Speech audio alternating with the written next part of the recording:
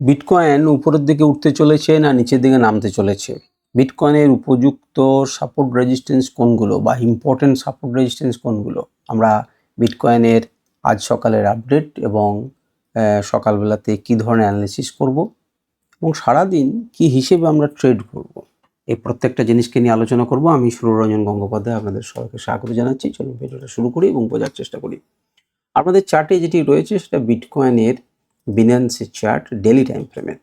তো আমরা যে জায়গাটাতে মার্কেট দাঁড়িয়ে রয়েছে এক চোখে সেটাকে দেখার চেষ্টা করুন এবং বোঝার চেষ্টা করুন যে মার্কেট দেখুন এরকম জায়গাতে একটি দাঁড়িয়ে রয়েছে। তাহলে যেখানে দাঁড়িয়ে রয়েছে সেখান থেকে কি করতে পারে না, দেখুন উপরের দিকে যাওয়ার পথে এই যে জায়গাগুলো রয়েছে সেগুলো তার বাধা হিসেবে কাজ করবে। সুতরাং মার্কেট যদি উপরের দিকে যেতেও চায় তাহলেও কিন্তু একটা বাধা রয়েছে। এই বাধাটা না পেরোলে সে কিন্তু উপরের দিকে যেতে পারবে না। সুতরাং সে কিন্তু নিচে নেমেছে। সে চেষ্টা করছিল একটি উপরের দিকে যাওয়ার, কিন্তু তাকে সাপ্রেস করছে এবং মার্কেট দেখুন এই মুহূর্তে 73,500 অর্থাৎ সেখান থেকে কিছুটা পরিমাণ নেমে এসেছে। আমরা প্রথমে অ্যানালিসিসের সাহায্যে দেখব এবং তারপরে ইন্ডিকেটরের সাহায্যে দেখব। তো আমরা যদি অ্যানালিসিস দেখি, আমাদের যে অ্যানালিসিস ছিল সেখানে আমরা কি দেখেছি না, আমরা দেখেছি যে মার্কেট এখান থেকে সাপোর্ট নিচ্ছে, প্রথম দিনে সাপোর্ট নিয়েছে এবং এখানে কেন সাপোর্ট নিচ্ছিল সে কথাটাও আপনাদেরকে বলেছি। এখানে একটা ইন্ডিকেটরের 6 এবং 7 নাম্বার লেভেল রয়েছে, যেটা প্রবাবল রিভার্সাল জোন, যেখান থেকে মার্কেট ঘুরতে পারে। কিন্তু ঘুরতে পারে খুব ভালো কথা, কিন্তু উপরের দিকে এই জায়গাটা কিন্তু আপনার কাছে রেজিস্ট্যান্স আছে, এটি 74,050 ধরতে পারেন। 74,050-55তে তার কি আছে, রেজিস্ট্যান্স আছে। অর্থাৎ উপরের দিকে যদি যাবও চেষ্টা করে, আগে এটিকে না ব্রেক করলে উপরের দিকে যেতে পারবে না। কেন এটি এত গুরুত্বপূর্ণ? কারণ এটি এত গুরুত্বপূর্ণ, যদি মার্কেটে তাকিয়ে দেখুন তাহলে বুঝতে পারবেন যে কেন গুরুত্বপূর্ণ। দেখুন এখানে মাল্টিপল টাইমে সে কি করেছে, সাপোর্ট রেজিস্ট্যান্স নিয়েছে। অর্থাৎ এই লেভেলটি কিন্তু গুরুত্বপূর্ণ। মার্কেট যখন নিচে আছে তখন উপর দিকে যাওয়ার পথে সে বাধা খাবে, এটাই স্বাভাবিক এবং এই জন্যই কিন্তু এটি একটি রেজিস্ট্যান্স। ফাইন কথা। সুতরাং আমাদেরকে সতর্ক থাকতে হবে যে আমরা যদি লং পজিশন করার কথাও ভাবি তাহলে কিন্তু যতক্ষণ না 74,054 উপরে উঠছে ততক্ষণ পর্যন্ত কিন্তু লং পজিশন ভাবতে পারি না ডেলি টাইম ফ্রেমে। ছোট টাইম ফ্রেমে আমি অবশ্যই ছোট ছোট ট্রেড নিতে পারি, সেগুলো আলাদা, সেগুলো শেষ পর্যন্ত আলোচনা করব। আপনি যদি এখানে আনরাইভেলকে দেখেন তাহলে দেখবেন যে দেখুন এখানে সে সাপোর্ট নিচ্ছে 6-7 লেভেলে। আপনি যদি একে বাদ দিয়ে আপনারা সিঙ্গেল ইন্ডিকেটরকে দেখে থাকেন, সেটাও আগে থেকে শর্ট সিগন্যাল দিয়েছিল, যেটার ফলে আমরা 7,000 পয়েন্টকে ক্যাপচার করতে পেরেছি 80,000 থেকে একদম 72-73,000 পর্যন্ত। দেখুন সেখানেই কিন্তু সে ঘোরার চেষ্টা করছে, ঘোরার চেষ্টা করলে বড় 74,414তে একটি বড়, এখানে যদি সাপোর্ট নিয়েও নেই এবং অন্ততপক্ষে 80-র উপরে ক্লোজ করতে পারে তাহলে কিন্তু এই পর্যন্ত যেতে পারে এবং সেখানে কিন্তু এই ধাক্কা হিসেবে কাজ করবে। আর যতক্ষণ না এই 72,997কে নিচে নামছে ততক্ষণ পর্যন্ত আপনারা ফ্রেশ সেলিং করবেন না ডেলি টাইম ফ্রেমে। ছোট টাইম ফ্রেমে করতে পারেন, সেটা আলাদা। এবং এইটি কেন নামছে, কারণ বিটিসি ডমিনেন্সকে যদি দেখেন তাহলে দেখুন যেখানে সাপোর্ট নেবার কথা তার থেকেও কিন্তু নেমে যাচ্ছে, অর্থাৎ 60% নিচে কিন্তু নেমে যাচ্ছে। অর্থাৎ তারা মনে করছে যে আমি কিনবো না, বিটকয়েনের দাদাগিরি কমে যাচ্ছে। একটুখানি পজিটিভ কেন হয়েছিল, কারণ আমাদের যে ডলার ইন্ডেক্স সেটা খানিকটা দুর্বল হয়েছিল, যার কারণে একটুখানি বিটকয়েন কি হয়েছিল, পজিটিভ হয়েছিল। আপনি যদি চলে আসেন 4 ঘন্টা time frame, daily time frame দেখলেন, আপনি 4 ঘন্টা টাইম। আচ্ছা, এখানে আরেকটা জিনিসকে আপনাদের দেখানোর আছে, সেটা হচ্ছে আমি দুটি কি অফ করে দিলাম। এখানে আমি আপনাদেরকে আগেও দেখেছি যে একটা বিয়ারিশ প্যাটার্ন কিন্তু তৈরি হয়েছিল, একটা রাইজিং এজ, যার লেভেল কিন্তু হচ্ছে 70,600 বা 70,500 ধরতে পারেন, 550। একটা রাইজিং এজ তৈরি হয়েছে এবং যার ফলশ্রুতিতে নিচের দিকে মার্কেট নামছে। এটি টার্গেট কিন্তু এই পর্যন্ত 70,500 বা 550 মনে করতে পারেন। তো সেটি এটিকে ব্রেক করলে নিচে আসতে পারে, আর নচেত কিন্তু নয়। তো এটি লেভেল দেখে রাখা ভালো। এরপরে চলে আসুন 4 ঘন্টা টাইম ফ্রেমে। তো 4 ঘন্টা টাইম ফ্রেমে প্রথমে একটা দেখুন যে ছোট একটা রাইজিং এজ ছিল এবং সেটি লেভেল দাঁড়িয়ে রয়েছে এইরকম জায়গাতে, যতক্ষণ পর্যন্ত না এই লেভেলটিকে, অর্থাৎ এটা তাও বলছে যে 74,000, আমাদের যে অ্যানালিসিস সেটা অনুযায়ী যে 74,077 না পেরোলে, ক্রস করলে আপনি 4 ঘন্টার টাইম ফ্রেমে কিন্তু উপরের দিকে যাবেন না। কিন্তু এখানে একটা বাইং পজিশন কিন্তু তৈরি হয়েছে, একটা বাইং পজিশন তৈরি হয়েছে, কিন্তু দেখতেই পাচ্ছেন 74,147-এর উপরে কিন্তু আপনাকে দিচ্ছে। তো আমার মনে হয় যে আপনারা কনফিউজ না হয়ে যারা 4 ঘন্টাতে করছেন 74,150 উপরে ক্লোজ করলে পরে আপনি 75,000, 76,000 এইরকম দেখে টার্গেট রেখে যেতে পারেন, কিন্তু তার আগে কিন্তু নয়। এটার উপরে এইরকম গেলেই চলবে না, এর উপরে ক্লোজ করতে হবে, তবে আমি কনফার্মলি যাবেন, রিটেস্ট করার সময় কিনবেন, তাহলে মার্কেটে প্রাইসটা পাবেন, নচেত কিন্তু পাবেন না। তো এটা গেল মোটামুটিভাবে আমাদের ইন্ডিকেটরের কথা। এখানে বুঝতে পারলেন এই লেভেলগুলোকে নিয়ে রাখুন, যেগুলো আমাকে কাজে লাগবে স্ক্রিনশট দিয়ে রাখুন, আপনার কাজে লাগবে। আমরা আর প্রাইস অ্যাকশন তো আপনাদের কাছে রয়েছে। এবারে আমি যে জিনিসটা আপনাদের কাছে দেখাবো সেটা হচ্ছে যে এখানে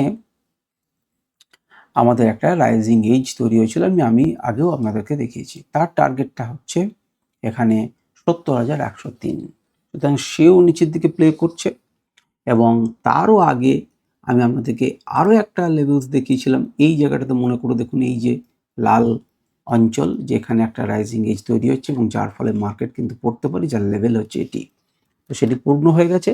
এখন যদি উপরের দিকে যাওয়ার চেষ্টা করি কিন্তু আপনাকে বাধাও দেবে, সেটা কিন্তু মাথাতে রাখতে হবে। চলে আসুন যারা 1 ঘন্টা টাইম ফ্রেমে কাজ করছেন তাদের এখানে তাকিয়ে দেখুন যে বেশ কিছুটা সময় সে কিন্তু এখানে অপেক্ষা করার চেষ্টা করছে, কারণ একটা বেস তৈরি করার চেষ্টা করছে। তো বেস তৈরি করার চেষ্টা করলেও যতক্ষণ না সেই আবার একই লেভেল 74,100-র উপরে না যাবে, 150-র উপরে না যাবে, এবং এখানে কিন্তু খুব ক্লোজলি লেভেলগুলো আছে, অর্থাৎ এটি ছোট ছোট, এখান থেকে দেখুন অনেক দূরে আছে, এখান থেকে অনেক দূরে আছে, এখান থেকে অনেক দূরে আছে।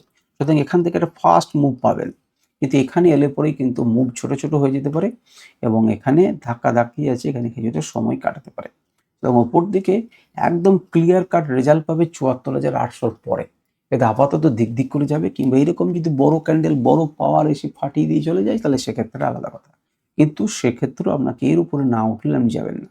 আপনি ছোট করে এইভাবে একটা ট্রেন লাইনকে এঁকে রাখতে পারেন, এইভাবে একটা ট্রেন লাইনকে এঁকে রাখুন। যদি বাই চান্স এটাকে ব্রেক করে তাহলে আপনি নিচের দিকে ভাবনা চিন্তা করতে পারেন 4 ঘন্টার ক্ষেত্রে, ঠিক আছে। এবারে 1 ঘন্টার ক্ষেত্রে এখানেও কিন্তু রাইজিং এজ ইত্যাদি প্যাটার্ন তৈরি হচ্ছে। এখানে একবার দেখিনি যে নতুন আপনাদের কোনো প্যাটার্ন এখানে রয়েছে কি নেই। এখানে যেটা দেখতে পাবেন সেটা হচ্ছে ডবল বটম হয়েছে। তাকে দেখুন একটা ডবল বটম হয়েছে, সেই ডবল বটমের টার্গেট হচ্ছে 75,380 ধরতে পারেন, 75,380 এটা হচ্ছে টার্গেট। সেখানে ডবল বটম হচ্ছে, কিন্তু ডবল বটম হলে পরে এই লেভেলটাকে ভাঙতে হবে। তো এই লেভেলটা কত লেভেল, এই যে নেক, এই লেভেলটা যদি ডান দিকে বাড়ান তাহলে দেখবেন 74,000-এর লেভেল। তাহলে 74,000 থেকে উপরে কেন বলছি না, উপরে একটা সেলিং জোন আছে, সেই জোনটাকে পেরোলে পরে আপনি ভাবনা চিন্তা করবেন, নচেত আবার কিন্তু ট্র্যাপ করতে পারে। একবার কিন্তু ট্র্যাপ করেছে, তাকিয়ে দেখতে পাচ্ছেন এটা ট্র্যাপ জোন, এই ট্র্যাপ জোন থেকে আমাকে করেছে। এবারে ধীরে ধীরে লোকে তোলার চেষ্টা করছে, তুলে কনফার্ম করুক যে আমি উপরে যাচ্ছি এবং এইটার উপরে যাক, তারপরে আমি টার্গেট নেবো, নচেত নেবো না। কারণ এখান থেকে এই যে একজন বড় দাদা বসে রয়েছেন তিনি কিন্তু মার্কেটকে ফেলেছেন, সুতরাং তার এরিয়াটাকে কিন্তু আমাকে সম্মান দিতেই হবে। এবং যে সম্মান দেয়নি প্রথমবারে সে কিন্তু ডুবেছে, তাকে দেখতে পাচ্ছেন, যে সম্মান দেয়নি তাকে ডুবতে হয়েছে। সুতরাং আপনাদেরকে এটা বোঝার চেষ্টা করতে হবে এই ট্র্যাপিং এরিয়াটা তার আগে কী জন্য। তার জন্য অরিজিনালি আপনাদেরকে শিখতে হবে প্রাইস অ্যাকশন। যদি প্রাইস অ্যাকশন ভালো করে শিখতে পারেন তাহলে দেখবেন সব কাজই আপনাকে সহজ হচ্ছে।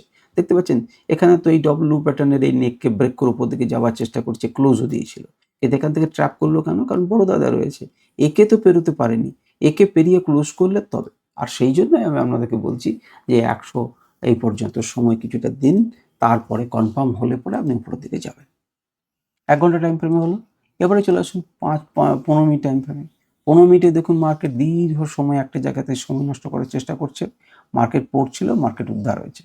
আমি আজকের লেভেলসটা আপনাদেরকে দিয়ে দেবো, যেগুলো অনুযায়ী আপনারা ট্রেড করতে পারবেন, বা এইটি হচ্ছে আজকের জন্য চিন্তাভাবনা। আগের দিনে দেখুন যারা লেভেলস নিয়ে রাখছেন এর নিচে ক্লোজ করেছে, কিন্তু এর উপরে যখনই উঠলো সুতরাং এটা প্রবাবল রিভার্সাল জোন, এখান থেকে মার্কেট দেখুন রিভার্স করেছে, আবার এই জায়গা থেকে রিভার্সাল জোন, মার্কেট রিভার্স করেছে। সুতরাং ইন্টারমিডিয়েট লেভেলগুলো আপনারা পাচ্ছেন না ঠিকই, কিন্তু মোটামুটি কয়েকটা গুরুত্বপূর্ণ লেভেলসগুলোকে আপনারা পাচ্ছেন। এইগুলোকে খালি স্ক্রিনশট নিয়ে নিন, তাহলেই কাজ হয়ে যাবে।